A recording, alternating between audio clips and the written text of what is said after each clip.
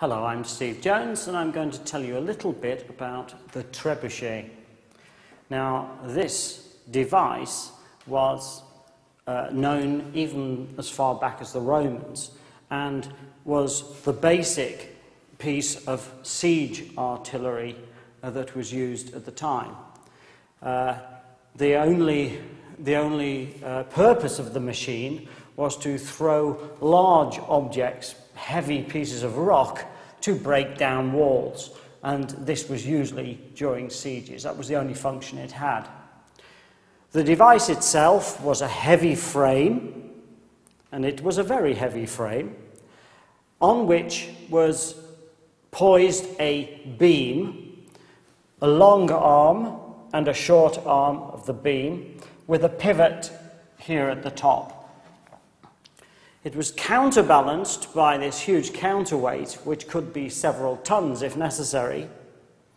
And at the other end of the beam was a sling in which the projectile was placed. This is the projectile. As I say, this could be a large rock or some other object. The object operates by releasing the beam. The beam would be attached at the bottom, and then it would be released, and gravity, acting on the counterweight, pulls the counterweight downwards. And as you can see, this is a short distance, this a long distance, so the speed of this is amplified 4 times or so, and it whips around with the sling pulling the projectile. Obviously, there is a guide chute here to make sure that the projectile doesn't come out of the sling too soon.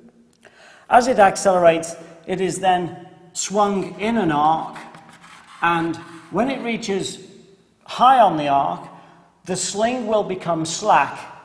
Then the projectile continues on its own path to the target. This can be adjusted so that the object can be released at different points along this arc. If it is released too soon, it will simply go straight up in the air and come back down on the object itself.